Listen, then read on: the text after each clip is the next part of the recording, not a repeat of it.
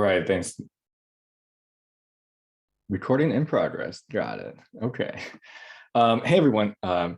Thanks so much for letting me do this talk, Nina. I really appreciate it. For those of you who I haven't had the honor of meeting yet, my name is Nick Wang. I'm one of the second-year medicine residents here at UW and hope to meet everybody that I haven't met very soon.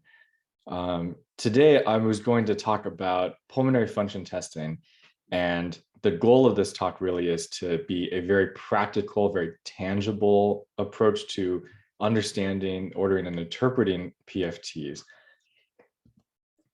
Let's get started, if I can move my slides forward. All right, so no financial disclosures. The main one is that I am not a pulmonologist. I am not an expert in this topic, but I do think it is interesting and important for us to know as generalists. So the objectives for today, we're going to review the indications for ordering pulmonary function tests. We're also going to explore exactly how pulmonary function tests are obtained for our patients and show some short video clips to demonstrate for those of you who have never seen what pulmonary function testing looks like. And then we're going to create a practical schema for how to interpret pulmonary function test results. And just want to be really explicit that things like the pathophysiology, epi, diagnosis, management, treatment of any specific lung disease are not covered in this talk. It's not within this scope. There will not be kind of an in-depth discussion of what normal lung physiology looks like in this talk either. Again, really trying to go really uber practical for this talk for today. All right. So as with everything in medicine, we start with the case. So Mr. Ty Kipnia is a 71-year-old man. He has a 50-pack-year tobacco history, and he presents to clinic to establish care with you.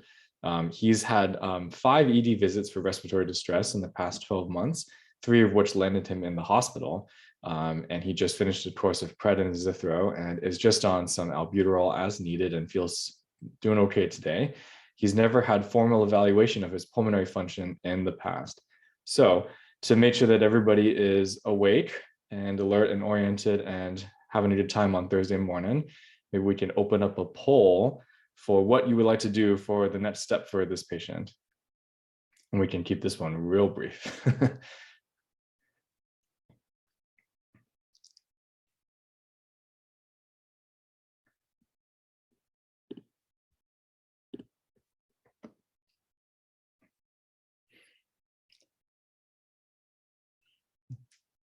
All right.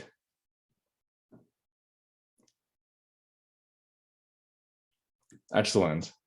I'm very glad that nobody answered D, because D I would consider to be the only wrong answer. Everything else is a very reasonable answer. But all right, great. So that poll stuff works great. And you guys are so nice and honest that you are concerned about a chronic underlying lung disease. Me too, me too. So let's order some PFTs, if I can advance my slide. So what are the indications to order pulmonary function testing for patients? So I would say that one of the main ones is to evaluate for concerning respiratory symptoms, as in the case of Ty, our friend here in the case. Specifically, what we would be evaluating for would be to look at obstructive or restrictive lung diseases, kind of chronic processes that result in chronic lung diseases over time. So if you have some of those diseases in mind, like COPD or ILD or something like that, PFTs are a really useful test to be able to order those to figure out what's going on. They can also be helpful for neuromuscular disease or chest wall disorders, or occupational exposures from dust or chemicals or things like that as well. One of the other questions that I often get asked is, how often do we typically repeat pulmonary function tests, or do we repeat pulmonary function testing for patients who have a known diagnosis of a chronic respiratory disease? And for me, you definitely can use PFTs to monitor serially the progression of disease or assess the response to therapy. I would say in general, this is used primarily for restrictive lung diseases, which typically is, it can kind of have progression of the underlying disease without a ton of change in symptoms. But for either obstructive or restrictive diseases, if there's a significant clinical change, I do think that repeat PFTs would be very reasonable to obtain. The other situation that I see sometimes is pre-surgical evaluation of pulmonary function for patients having high-risk surgeries like a thoracic surgery, for example. And I would say that in general, pulmonary function testing is helpful as an adjuvant objective data point. It does not necessarily supersede any clinical judgment or decision-making or anything like that.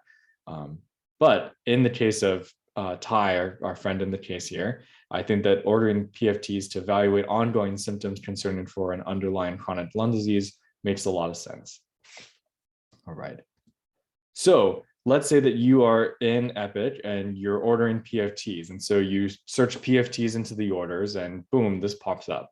And all right, let's say the reason for exam, let's just put dyspnea. And let's just pretend that we're doing this at Harborview, which is where my clinic is.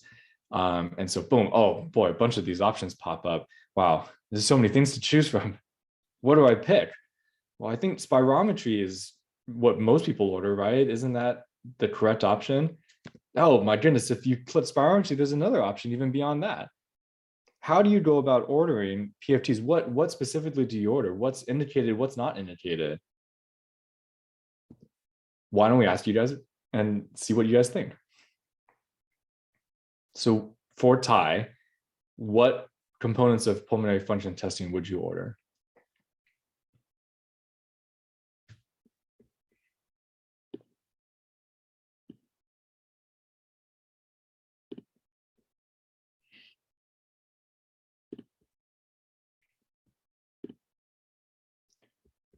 All right, most of you answered C, spirometry, lung volumes, and DLCO. A few picked D and added the methacholine challenge, and a few picked A, which is methacholine challenge and no DLCO. All right, so we will talk about this as we move forward. Thanks everyone for participating. Okay, so as you can probably tell by the questions that the options that I had for the last slide, the correct answer does include spirometry. So spirometry is a measure of the volume of air exhaled at specific time points during a forceful and complete exhalation after a maximal inhalation. And basically what that means is that it is a functional assessment of how air flows and moves inside a patient's lungs. And it is really the cornerstone of pulmonary function testing. It's key to diagnosing chronic lung diseases and is the most commonly used to trend and serially monitor lung function changes over time. The two measurements that we typically think about the most for spirometry are the forced vital capacity, or FVC. In this diagram, it's just listed as vital capacity, but forced vital capacity is the same thing. And then the second key measurement is the forced expiratory volume in 1 second, or the FEV1. And that's basically how fast patients can blow out the air in 1 second, how much air they can blow out. That ratio is often reported as FEV1 over FVC. When ordering spirometry, there is an option to evaluate for post-bronchodilator changes. And so during that process, patients are given albuterol, and then spirometry is repeated. And in general, this should be ordered anytime you have a concern about a possible obstructive lung disease, because it can be really helpful to help distinguish between asthma and COPD. In general, I almost always order spirometry. In fact, I'm not sure exactly, unless I knew exactly what was going on for a patient that has a clinical unknown, I always order spirometry. And I would say that my threshold to order spirometry with bronchodilator is very low, because it's a very simple and easy thing to add on to the testing. All right, so we're going to watch a quick video. So what you'll see in this video is that the patient will start by doing tidal voluming, and then they'll take a big breath in, blow it all out, and then all of these components will be measured at that time. So let's watch. Skip ahead a little bit. I'll ask you to have a seat here. So we are primarily measuring the total amount of air you can blow out, but also we're measuring how fast you can blow it out. We're trying to measure that maximum amount you can blow out in the first second. So after you get on the mouthpiece and put the nose clips on, I'll ask you to begin with a few normal breaths. And then at a certain point, I'll ask you to take a fast deep breath all the way in, and I'll tell you to blast it out, and just want you to immediately blow it out as hard and as fast as you can. And we have certain flow and volume criteria that we have to meet. So even after you blow it out and you feel like you may be empty, I'll still coach you to keep blowing, keep pushing, keep going, keep going. And then after a few seconds, I'll ask you to take another fast deep breath back in, and then I'll ask you to come off the mouthpiece. So let's go ahead and try it. Go ahead and put the nose clips on. You want to be sure that you can't breathe through your nose. And this mouthpiece is like a snorkeling mouthpiece, so I need your lips over the outside portion of it and your teeth go behind it. Teeth bind down with 2 tabs. And just want to be sure your tongue is not including the hole in the mouthpiece. And just want you to begin with some normal breathing.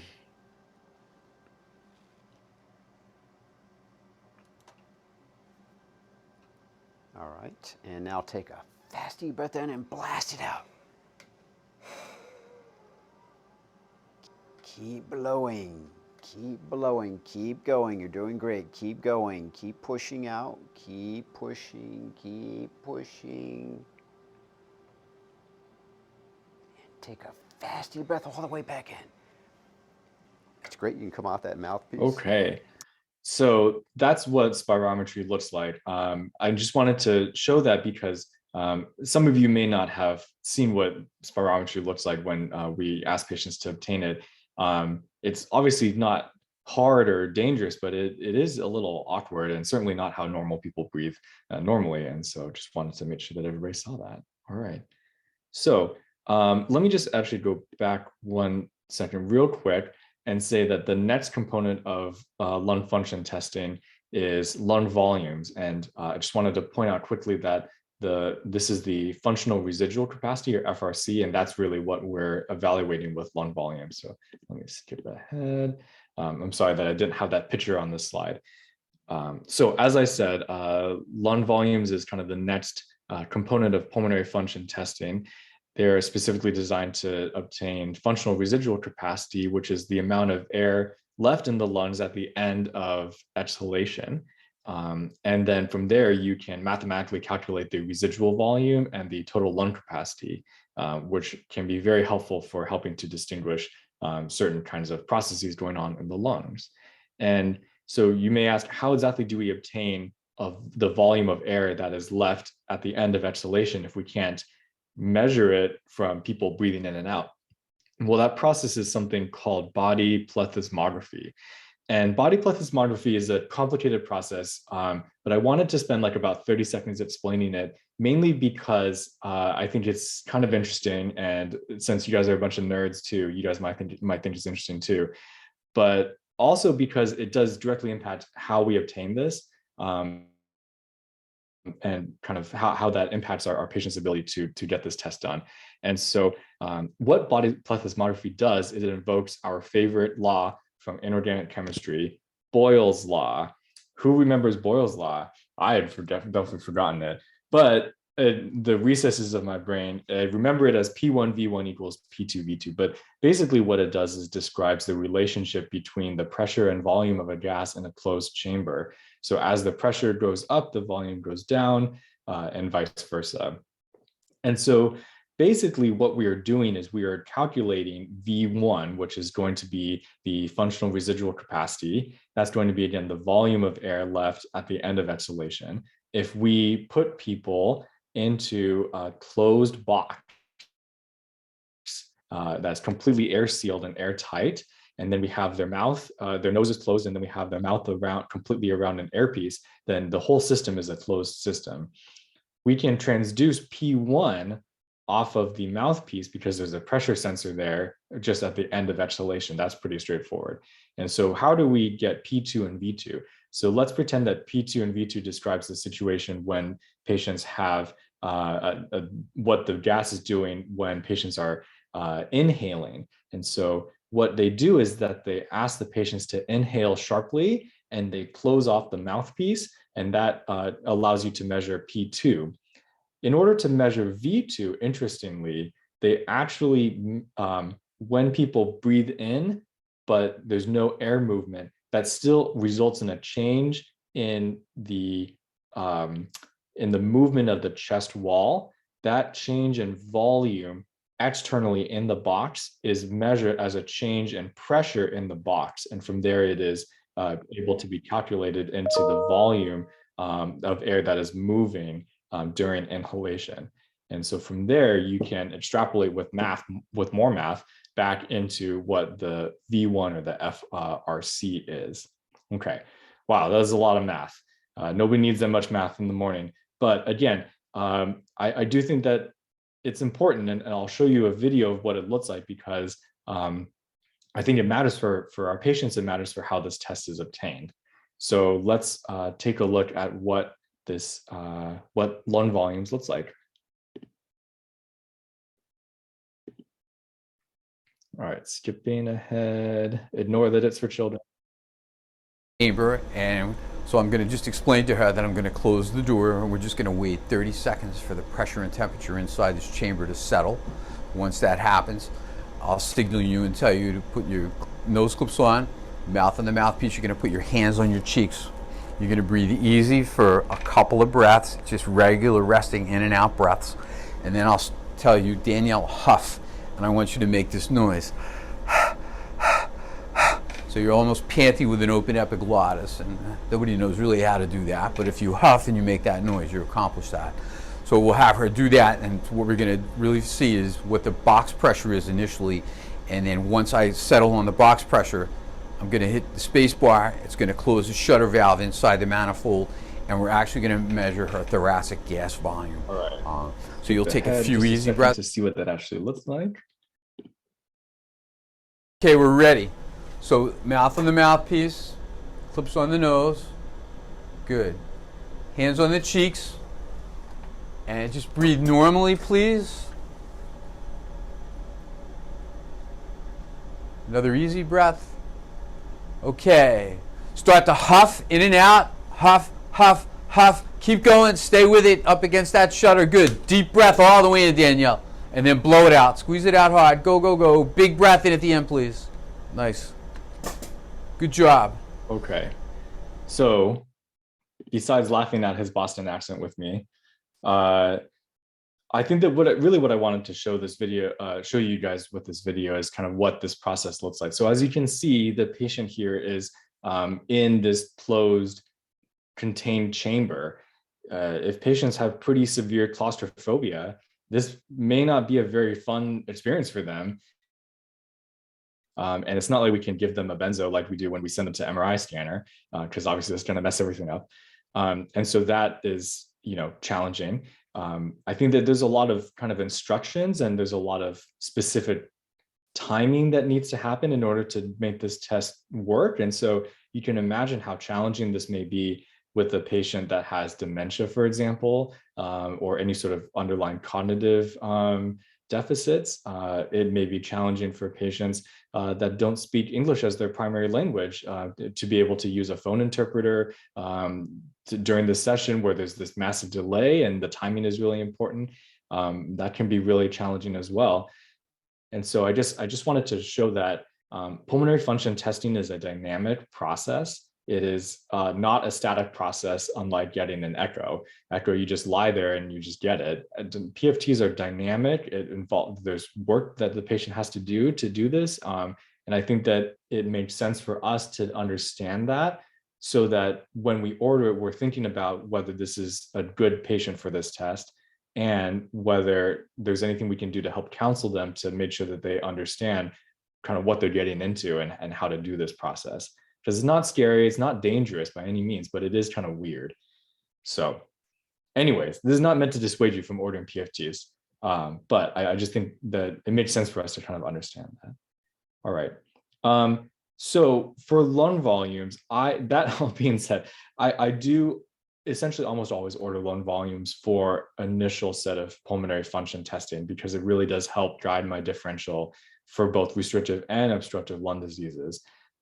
But repeat lung volumes are typically not indicated unless there's a really significant clinical change.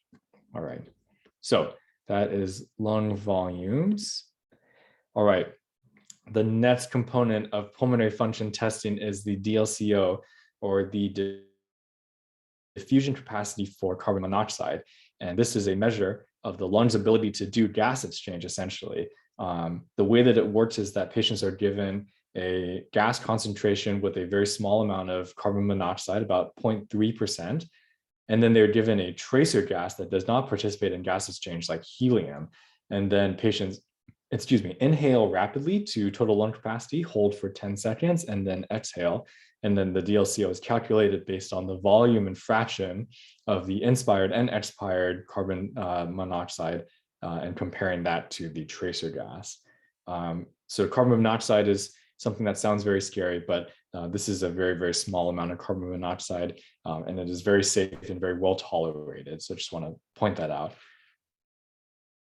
There's lots of processes that can decrease the ability of the lungs to do gas exchange, whether that's any sort of pulmonary inflammation, alveolar filling process, fibrosis, vascular disease, et cetera, et cetera. So this is a really helpful test. I almost always order PFTs for, I almost always order DLCO for baseline PFTs to help guide my differential. And I would say that it is often, not always, but often used for serial monitoring for patients, especially with restrictive lung diseases, or where you expect changes in gas exchange to kind of occur over time. All right, a couple of things to note about DLCO. DLCO really should be adjusted for baseline hemoglobin if at all possible. Patients that have anemia will have reduced carbon monoxide carrying capacity, and so their DLCO will be falsely low when really it's not the lungs' fault, it's the blood's fault in that situation. There's also a number of other little things that can affect DLCO, like altitude and recent cigarette smoke use and lung volumes and things like that. It's a number that I think about as being a little bit more variable compared to other components of the PFTs. And there's studies that suggest that even, the same person can come back a day later and have decently different DLCOs, even with really experienced techs working with them. So I think it gives you a good ballpark for sure, but it is not the end all be all per se. All right. And I also don't have a video of DLCO because it's not that interesting to watch. It's just people breathing. So, all right. The next component that I wanted to talk about is the methacholine challenge. And so this, as I think most people are familiar with, is a bronchoprovocation test. And basically you give methacholine and then you repeat spirometry to see if there's a significant change. This is primarily done to evaluate for the presence of asthma. And for me, the way that I typically think about it is that oftentimes I will obtain baseline PFTs first and see if there's any sort of abnormality. If they don't have an abnormality, but I'm still concerned about asthma, then I would consider kind of additional separate ordering of a methacholine challenge. One of the things that I want people to be aware of from a systems level is that this is not done at Harborview. They do not do methacholine challenges at Harborview. They only do it at UW. I'm sorry, I don't exactly know whether they do it at the VA. My guess is that they probably do, but just wanted to be sure that if you order this, if you order it at Harborview, they will auto refer the patient to go to UW. And so I just want to make sure people are aware of that. So I would say that typically I do not order methacholine challenge as kind of my first pass pulmonary function testing for patients that I have concern for. All right. So another component of PFTs is something called supine spirometry. And so what is supine spirometry used for?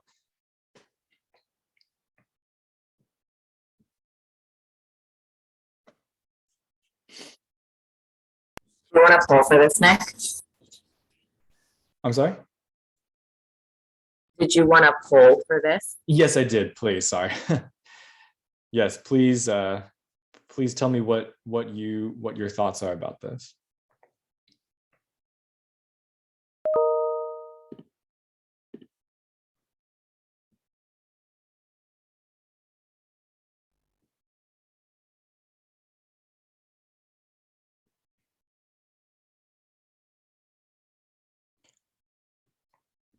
Okay.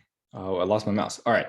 So we have some votes for diaphragmatic weakness. We have some votes for chest wall weakness. We have some votes for non-cardiac orthopnea. All right. So let's talk about this. Great. So the next component of pulmonary function testing that I wanted to discuss was respiratory muscle strength and supine spirometry. So respiratory muscle strength testing, in case you couldn't figure out from the name, is used to evaluate for neuromuscular weakness. What they're measuring is the maximal inspiratory pressure and the maximal expiratory pressure, which is essentially exactly what it sounds like. Those values will change over time as neuromuscular weakness progresses. The other thing that they do here at this institution, I don't think this is standard for all PFTs across the country, but here at UW, we do measure maximal minute ventilation with respiratory muscle strength testing as well. And that is just basically how big of a minute ventilation you can have in 1 minute when you're kind of exerting yourself. That will also kind of dynamically change over time as people have worsening neuromuscular disease. Supine spirometry is also almost always ordered in conjunction with respiratory muscle strength for concern for neuromuscular weakness. It is used in particular for diaphragmatic weakness. As patients have worsening diaphragm weakness, their FVC is lower with supine spirometry compared to upright spirometry. And the reason for that is fairly complex. It has to do with gravity pushing down the abdominal contents and the contour and shape of the diaphragm when you're supine versus upright. But that's kind of the indication for supine spirometry. So specifically to evaluate for the presence of diaphragmatic weakness. And so in general, I do not order respiratory muscle strength or supine spirometry unless I have specific concern for a neuromuscular disease of some sort. And if I'm not an expert on PFTs, I am definitely not an expert on neuromuscular weakness diseases. Those are very complicated and kind of a whole other talk, but just wanted to kind of make people familiar with some of these terms. All right, and then finally, there's a few additional components of the PFTs. These are, again, just copied and pasted from the EPIC order set in EPIC. So you can do a 6-minute walk, which is basically just a standardized procedure for walking patients for 6 minutes, measuring how far they walk, and then their heart rate changes and O2 sat changes. This is typically used serially, often in pulm clinic, to evaluate for kind of functional changes for how far patients can walk before they feel dyspneic, and really can be done in clinic, doesn't even need to be done in the PFT lab. Supplemental oxygen titration is exactly what it sounds like. They're just titrating oxygen as people are kind of exercising. CPET is a whole other topic as well, about kind of evaluating how kind of much exercise patients can tolerate. And this gentleman here is doing a CPET test as well. Shunt study is specifically where patients breathe on 100% FiO2, and then they do serial blood gases to evaluate for the presence of a shunt. And then saturation is just O2 saturation. So just wanted to be really comprehensive about all the different components. All of these ones, I typically do not order as my first pass for patients with new, for whom I'm ordering new set of PFTs for, unless I have a specific concern for something. So in summary, this is what personally I would recommend for these different situations for what to order for your PFTs. And so going back to that poll question at the beginning, what I would order would be spirometry, lung volumes, and DLCO for this patient, for Ty. And I would do spirometry with and without bronchodilator, especially because I am concerned about an underlying obstructive lung disease process. For patients that have a known restrictive lung disease process and you're monitoring them serially, I see people ordering spirometry typically, plus minus on the DLCO. Specific concern for asthma, I would order methacholine challenge, especially if they had normal pulmonary function testing. Remember, you can't get that at Harborview. And then if you have any concern for neuromuscular weakness, you can add respiratory muscle strength and supine spirometry onto that order set. Okay. All right, so hopefully that covers most of the situations that generalists will be faced when ordering pulmonary function testing. So let's go back to our friend Ty. So you say, Ty, I think we need to order some PFTs. And so you order spirometry with and without bronchodilator, lung volumes, and DLCO. And he goes and gets that done. And this is what it looks like. And wow, that's a lot of numbers. And I think these reports can be a little bit overwhelming. Sometimes they can look a little bit like this. So I wanted to provide an interpretation schema for everybody to help them guide exactly how to look through these pulmonary function testing reports and figure out what's the most important thing. All right, so this is my interpretation schema. So let's walk through this. So we start with the FEV1 to FVC ratio. If you recall from med school and studying for the step tests and things like that, the cutoff for this ratio being normal versus abnormal is 0.07. And so if you have an FEV1 to FVC ratio of less than 0.07, you're going down this obstructive pathway. Nina, you can see my mouse if I move this, right? Yes. Yeah, okay, perfect. Sorry, did not mean to derail that conversation. If we have a low FEV1 to FVC ratio, we're looking more at an obstructive process over here. The next step, if we're going down this right side of the flow sheet, would be to look at the lung volumes.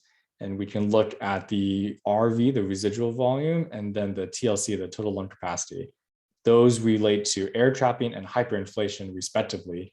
There's a little bit of nuance about which kinds of obstructive diseases cause more of one or the other, but both of them are consistent with an obstructive process in general, and the worse the numbers are, the worse the lung disease typically is.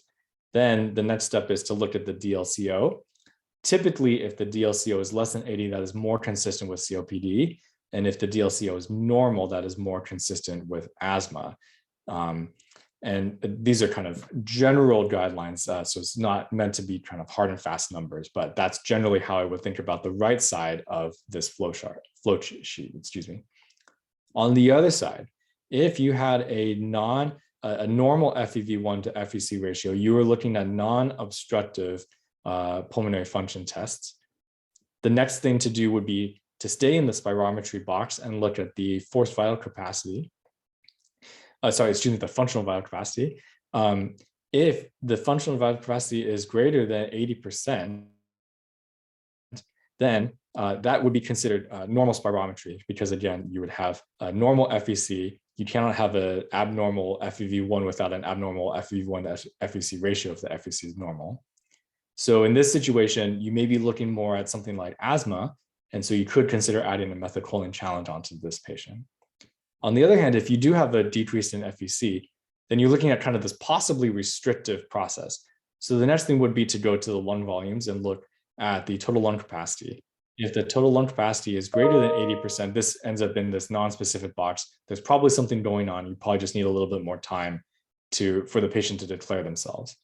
On the other side, if the total lung capacity is less than 80%, then you can look at the diffusion. And if the diffusion is less than 80%, that is more consistent with an interstitial lung disease. And if it's greater than 80%, that's more consistent with kind of neuromuscular weakness or some sort of external restrictive process, chest wall dysfunction, obesity, et cetera. Okay. All right. Just wanted to add that the reason that I like this schema is because it lumps, you kind of naturally kind of flow down the pulmonary function testing chart. So you can see that you start with spirometry and you're really only looking at a couple specific numbers. Then you go to lung volumes and you look again at only a couple specific numbers. Then you go to DLCO and you really only look at one number there. And so there's a lot of other information that is really helpful for the pulmonologist, but for the generalist, I really do think that this is kind of the extent to which we would be expected to interpret pulmonary function testing most of the time. There are two additional situations that I wanted to just describe. I added them here to this flow chart. I do think it makes it a little bit busier, but I wanted to just run past it real quick. The first one is that if you have an obstructive process, one of the things that you can look at within the spirometry bucket is to look at the changes pre and post bronchodilator. If they have a greater than 12% improvement with bronchodilator, that is more consistent with asthma. And especially if the bronchodilator improves back to normal, that is very consistent with asthma compared to COPD. The other situation is if you have normal spirometry, you have normal lung volumes, but you have a low DLCO. that is kind of its own category of, there's a whole differential within that whole category of diseases. That could be consistent with anemia, for example, if you didn't have a corrected DLCO to work with. Could be consistent with all types of pulmonary hypertension. So I just wanted to call out that that is one of the situations that you may see as well in PFTs that is not normal, but doesn't really fit into this schema very perfectly. Okay. So that's kind of how I walked through everything for pulmonary function testing results. So let's do that for our friend Ty. So Ty, we start out with the FEV1 to FVC ratio, and you can see that his ratio is 54% or 0.54. This report lists it as a percentage rather than a decimal, but they mean the same thing. And so that is less than 0.7, and that's consistent with an obstructive process. And so the next step that you would look at would be the total lung capacity and the residual volume on his lung volumes. And you can see that both of those numbers are greater than 120% of predicted.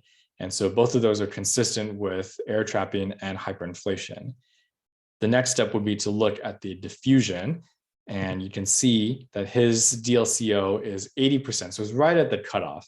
I think we can all agree that his PFTs and his clinical picture are much more consistent with COPD, given his tobacco history, his age, much more so than asthma. You can also see that he doesn't have any change on his bronchodilator testing. In fact, it's actually just a little worse, if anything.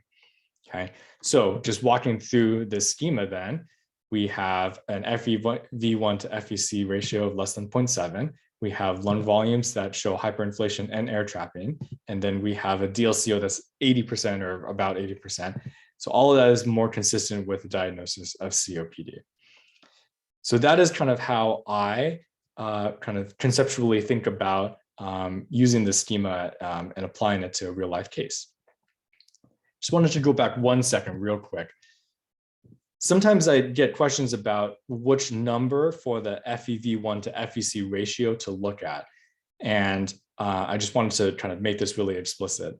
So most of the time, we are looking at the percent predicted values in this column right here as the number that is the most clinically helpful for us. So we can see, for example, that it makes more sense conceptually for us to say that his FEV1 is 72% of predicted compared to that his FEV1 is 1.56. However, the FEV1 to FVC ratio, we use this actual number in this actual column rather than this percent predicted. So because this is already a percent, this is again just a number without units, it's just FEV1 divided by FVC. And so you want the actual number. You don't want this percent predicted, which is again comparing this number to this number. So it's like a percent of a percent. So just wanted to be clear that this is the number that we care about. And that typically I see the pulmonologists present this as a decimal rather than a percentage, but it again, it means the same thing. And it does not change what the number actually means, okay? All right, just wanted to spell that out because sometimes people get a little confused about that. All right. All right. Next part of the pulmonary function testing report is looking at flow volume loops. So I'll have a poll here as well. What would you expect this patient's flow volume loop to look like? A, B, C, D, or E?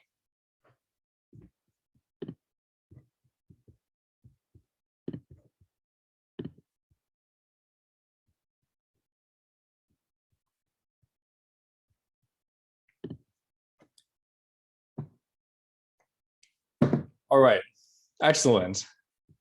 E is the correct answer. Good job, everybody. Let me just show a quick note about flow volume loops here. So flow volume loops are essentially kind of a visual representation of the same spirometry data that we reviewed before. And I feel like the obstructive and restrictive patterns are often tested and quizzed for people. But for me personally, flow volume loops are the most helpful when evaluating for one of these three situations over here on the right side of the screen, a fixed upper airway obstruction or variable extrathoracic or intrathoracic obstruction.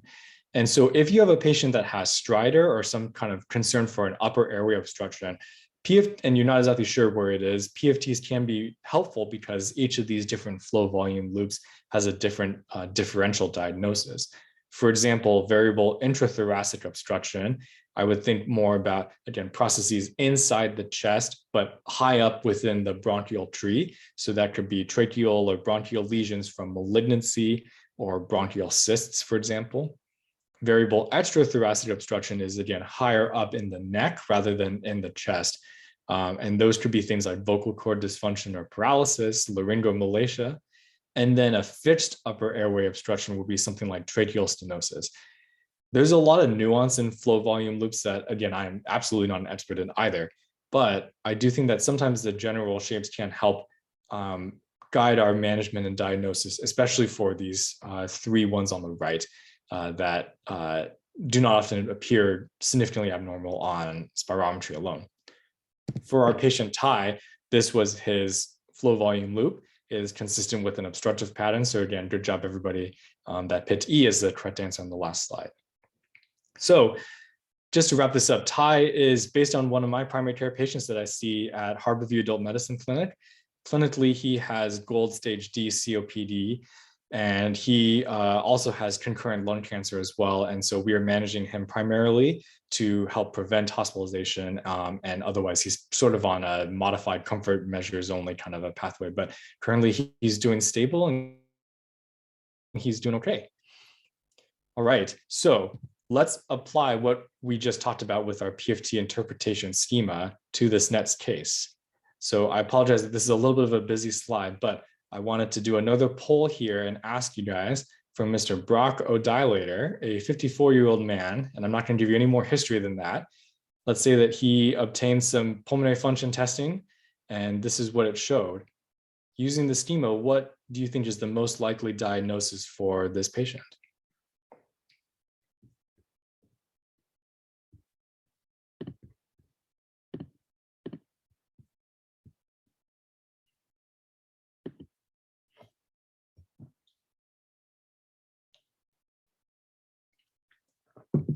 We can give everybody a little bit more time for this one because there's a lot of things to look at.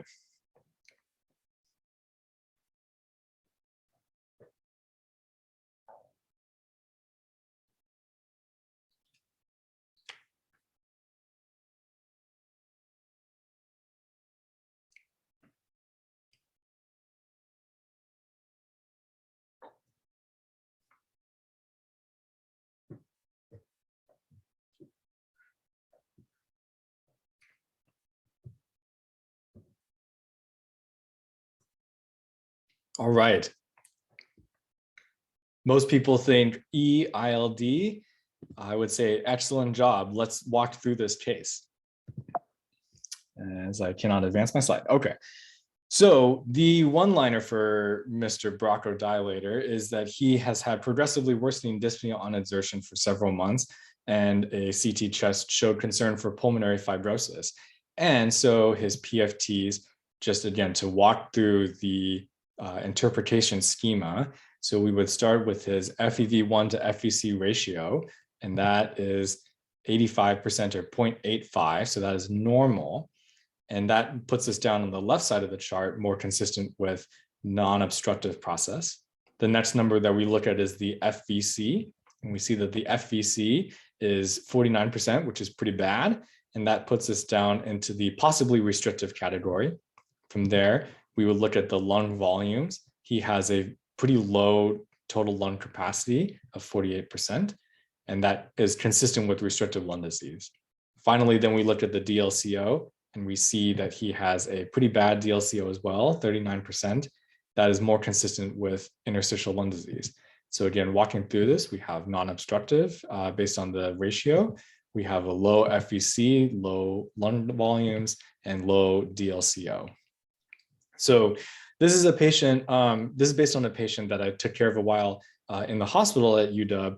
And by this point, he underwent a bunch of other workup and ultimately was diagnosed with non-specific interstitial pneumonia, or NSIP, the fibrotic variety. And there wasn't a clear underlying causative etiology. Sometimes it can be associated with rheumatologic diseases, but this gentleman didn't have any that was found for him. He ultimately underwent bilateral orthotopic lung transplant in January of 2021.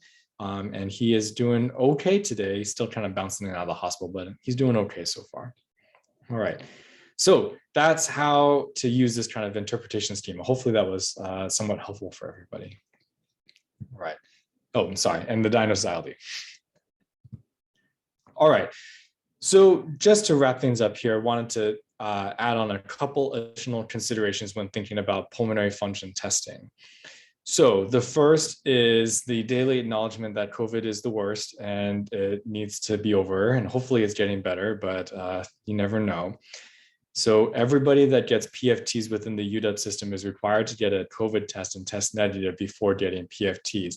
And as you can imagine, that is a pretty big additional kind of barrier and step for patients to obtain. It requires them to go to the hospital twice in the same week. If they test positive, then that's obviously very disruptive. Not only can they not get their PFTs, but then they also have to quarantine. So it is really just a major significant extra step. I have not heard any rumors or anything about them getting rid of that requirement anytime soon. So I expect that to stay for a little while. So I just want to make sure that we acknowledge that that is a barrier to getting PFTs. All right. And then the second consideration, and more importantly, is just a quick discussion about where normal values for spirometry come from. And so obviously, in order to compare what's normal and abnormal, you need to know what is normal. And the expected normal numbers for any two individuals are pretty clearly going to vary considerably based on a number of factors. The biggest one is obviously just the size of the person. If they're taller, then you would expect their lung volumes to be larger than somebody that is smaller. The other kind of major factors that have been studied that show some significance includes biological sex, and then interestingly, kind of socioeconomic background and how they were raised as well, which I think says a lot. But kind of importantly, there is a kind of an association that has been noted over time that shows that there is a difference in the inherent baseline lung volumes between people that are white and people that are Black. And this has been noted actually for centuries. Thomas Jefferson, of all people, wrote about this when he was hanging out in the 1700s, writing about anthropometry and thinking about the biological differences between Black and white people, and observed that Black people appeared to have lower lung volumes than white people. And I just want to call out that the premise of this idea is fundamentally rooted in racist perceptions of racial superiority and inferiority between white people and Black people. But this race coefficient has persisted to this day and is still used in how we calculate PFTs. And unlike the EGFR calculation, which you can see what it is for Black and not Black when we used to use that, it doesn't appear anywhere in the pulmonary function testing report. It just is automatically put in. And typically, from my sense, they typically just report that based on what the patient self-reports. So I think that there's a lot of scrutiny about this race correction that people are kind of talking a lot about. And I wanted to talk about this briefly just to make sure that people are aware of this issue and raise another example of exactly how historical racist norms and perceptions have continued to percolate their way throughout the way that we practice modern medicine. It is not meant to dissuade you from ordering PFTs in all patients that clinically need them. And I think that patients that are certainly at the extremes, like if they have really, really normal or really, really abnormal lung function, testing that correction is not nearly big enough to make a difference clinically about what happens to them or what doesn't happen to them. But it potentially can play a role if in kind of making the numbers look a little bit different, depending on if they're kind of at the borderline. And so I would encourage you to think really quickly about if a patient is kind of on the borderline, and especially if they self-identify as Black, make sure that you're scrutinizing the numbers really closely. Consider talking to the pulmonologist to kind of help review the numbers and talk about how it might change depending on what that correction factor might be. and just be really mindful of that issue. So just wanted to bring that up for everybody today. If anyone has any questions, I'm happy to talk more about that. But there is a good perspective article on this from Chest in 2021 that I have linked in the sources on my next slide. So just wanted to mention those two things. All right, in summary, so pulmonary function testing is designed to diagnose underlying chronic pulmonary disease. And for initial evaluation, I would typically think about ordering spirometry, lung volumes, and DLCO for a baseline evaluation. Serial lung function testing can be done, but more commonly with restrictive diseases rather than obstructive diseases. Additional testing is indicated for kind of unique specific situations to help guide diagnosis. And then for the interpretation, remember to look spirometry, then lung volumes, then DLCO. I think it is helpful to look at it in that order to kind of know exactly how to interpret and help guide your management. And then remember that PFTs are obtained in a dynamic process. It can be challenging for patients that have any sort of limitations in their ability to participate or don't speak English or are claustrophobic. Remember that it's not like getting an echo, it's a dynamic process. And remember that there's a racist history of spirometry that there's active conversations about, and that COVID impacts our ability to obtain PFTs regularly for our patients at this time, which sucks.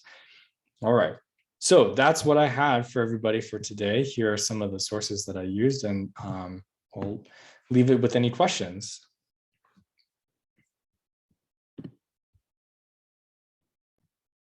Nick, there's one question in the chat from John asking about what direction do the results move when you use race versus not using race?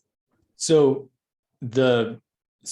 if patients self-identify as Black, they will have lower baseline normal spirometry numbers. So if they have a low FEV1, for example, it may not actually, the percentage of expected may be higher than if they are white, because how low the number is compared to the expected number is not going to be as big of a difference. And so I want to be clear that mathematically that should not necessarily change the FEV1 to FVC ratio, which again is the first step in the flow sheet that I had for everybody.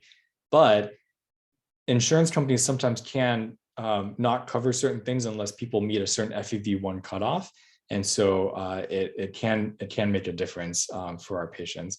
And again, kind of for those on the borderline, fudging of the number, I mean, we're using fairly arbitrary cutoffs, right? But sometimes people are just slightly above it or slightly below that, and that can make a big difference in how we think about managing them, so.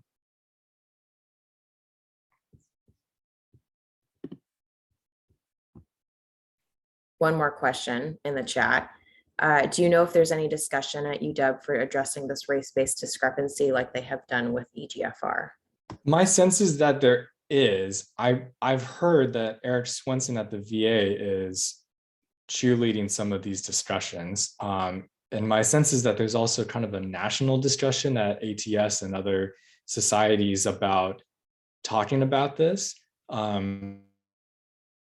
I do not know any more details beyond that. I'm certainly not important enough to be part of these conversations. So if anybody knows any more about that, then please let me know. But I think that a lot of people still have this kind of perception that this is a hard and fast rule, that this is real biology. One of the links in my sources that I was looking at, let's see, this one. So this multi-ethnic reference values for spirometry. This is from 2012 and from the European Respiratory Journal. This is a big journal. These are like the top-notch people. A lot of American researchers publish in this journal as well. This still talks about dividing people up based on their underlying ethnicity and has corrective numbers for different ethnicities based on this really large study that tried to basically kind of reinforce these notions about this racial difference. And so I thought that was really interesting. And that's just, 10 years ago. So.